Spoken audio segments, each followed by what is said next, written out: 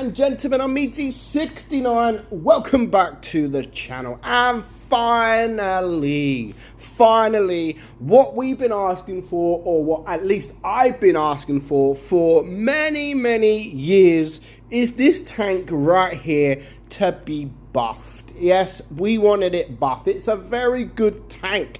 Very good tank. But there's just one thing about the tank that just really spoils it. And that is that hatch on top. The hatch on top really does spoil the tank because it is so weak.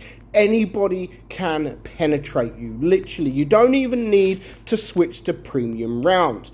I've always been asking for many years to buff it. Buff the hatch only, you know, it doesn't need any other buff, just buff the hatch. I don't want it buffed so it is literally like impenetrable, but you know, kind of like the E3, but okay, and maybe a little bit weaker because the E3 don't have a turret, whereas this does have a turret.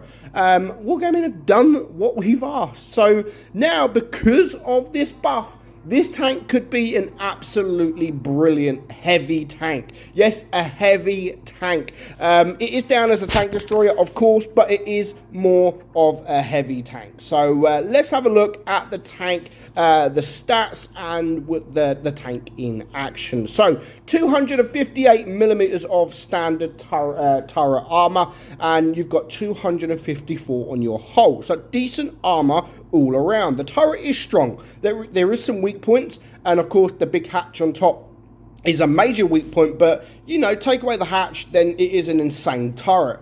So the DPM is actually very good at 3,257. For a tank destroyer of this caliber, it is actually really good. That reload is just 11.8 seconds. You've got 275 millimeters of AP pen and 365 on APCR. Now, I do run this tank with the rammer, not calibrated shells, because I think 3,200 DPM is very good, and 365 pen is very good. And the fact that it's got APCR and not heat, it's not really worth running the calibrated shells. You've also got 95 heat pen, which isn't bad as well. 640 alpha with your standard AP, 545 on your APCR, and a very nice 960 on your HE. Aim time 4.4, of course, not good, and the gun dispersion 0.35 not good at all, and it does actually only have 6 degrees of gun depression. I'd have liked to maybe a little bit more, but you know, 6 degrees, we can work with that. The speed is 35 kilometers per hour as well. So let's just get straight into we've got 2 replays, so it's going to be a little bit of a long video. You've got my replay, and you've got someone else's who just does absolutely fantastic. So let's just fast forward it just a little bit, because we don't do anything too interesting to start off with. Now, again, this tank, before it got the buff on the hatch, these kind of situations where you are in a hold down position, like we are here now, the only thing they can really see is that hatch. And of course, they do shoot my gun mantlet, and which you're not going to pen the gun mantlet. And now, if they do try to shoot the hatch, I mean, it's going to pen me here, but I'm just overextending at this point. And yeah, I'm not going to get that shot, unfortunately, on that WZ. But yeah, it's got everything it needs, and I've always said that it has everything that it needs except for that hatch. Now, I've always preferred the T30 over the E4, but if they've buffed, only because the T30 doesn't have that hatch on top. It's a very strong turret, very strong turret with literally no hatch. You can penetrate it, of course, in certain positions, but it's something that is it was a disappointment going from the T30 to the E4. It was a mega disappointment. But now that Wargaming have buffed the hatch, as long as you can get some bounces, especially mediums, you know, especially mediums, when they can penetrate your hatch with just their standard round, then you know that there is something wrong. So it is still a troll tank, of course. It is a big gun. You do have the accuracy at the aim time that you do need to be very careful of. But overall, you know, 3,200 DPM with the armor profile that it's got.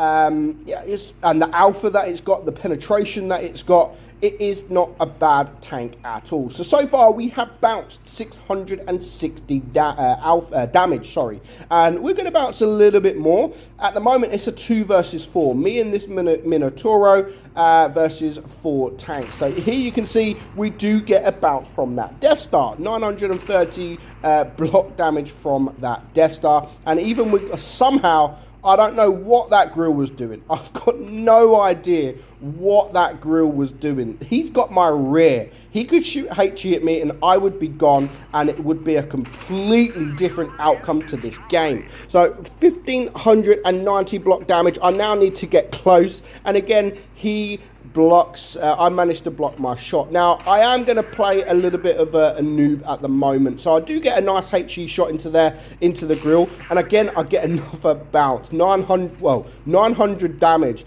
Unfortunately, I do noob out here and shoot his gun, and that is I'm going to pay the price because I do die. But you know, I did okay. I did my best. 5,400 damage. The Minotauro here has got plenty of hit points left, but it is the supremacy points that has me worrying at this point. If that grill just runs away, it is game over. But luckily the grill, as you've seen from bouncing my rear in an American tank, he isn't the best of players, and yeah, he's also going to mess up. At this point, I don't get what people do. I don't get why people do it. We're losing on supremacy points. The grill is winning. All he will need to do at this point is run away. That is all he needs to do, just run away. But no, he gets greedy. He wants to cap base C. And yeah, I mean, why would you want to cap base C when you're so close to the enemy? I really don't know. But he's definitely cost them because the Minotaur is going to come around the corner. And look who's there. It is Mr. Grill. Very nice play from the Minotaur here. We played well together. I'm not going to lie. 2 versus 5. We played really, really well. I do 5.7k damage.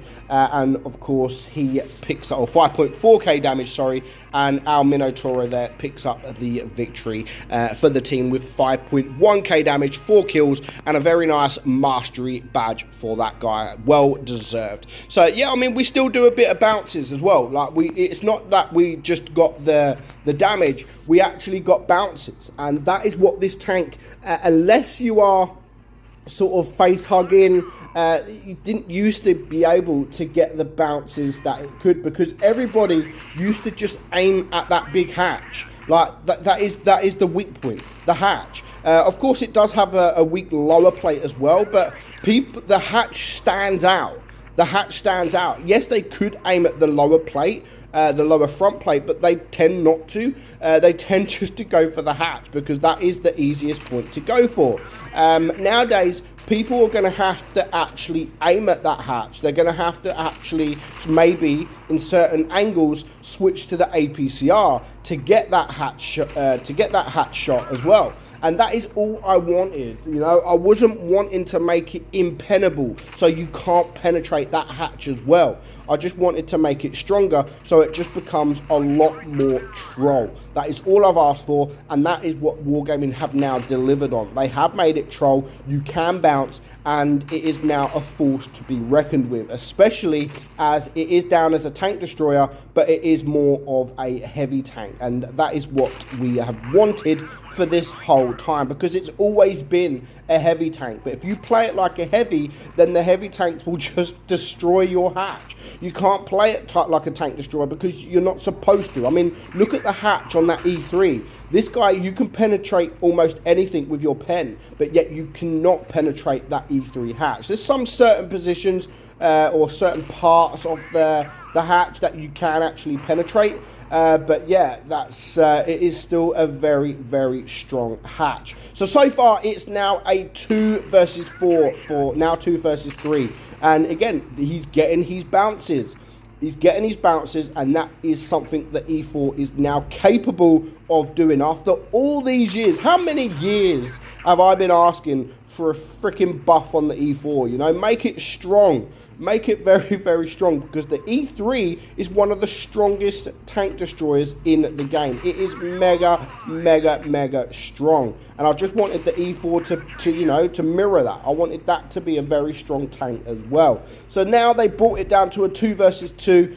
He's trying to angle here. He needs to angle it, if I'm honest, and you can see him try to aim at the weak points. He needs to be careful though, but luckily, thanks to his teammate the IS-7, he does manage to get the kill and he manages to stay alive. But there's just one more tank, the Jaegeru at this point.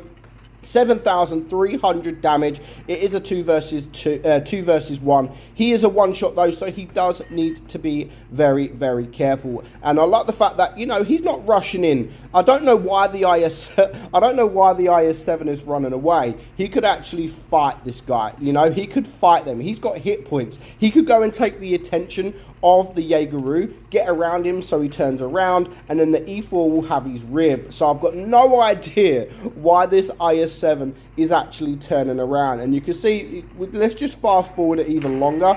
Actually, I missed a bit of damage there, unfortunately. And the IS-7 is now dead. So that actually changes the outcome completely. It could change the outcome, because now the enemy have 2 supremacy points, bases, and our E4 here is a one-shot. So he needs to play it very, very safe. Unfortunately for the red team, they are losing quite a lot on supremacy points, and there is only 50 seconds left to go. So even with 2 bases, I don't think there is enough time for them to go from 600 points all the way up until 900. So a lot of people don't know about supremacy. If you're winning on points when the clock gets to 0, you win the game. It doesn't mean it's a draw. It is literally whoever has the most points at the end. So with just 23 seconds left to go, then all our E4 has to do is just sit, wait, and be very patient, and hope the Jaegeru don't come around this corner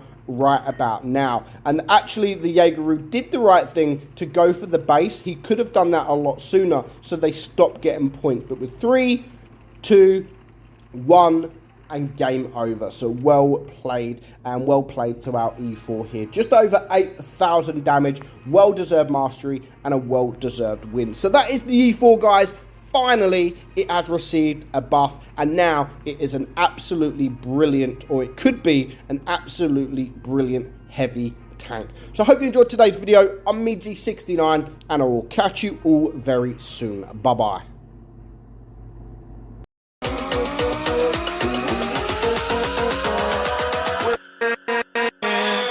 With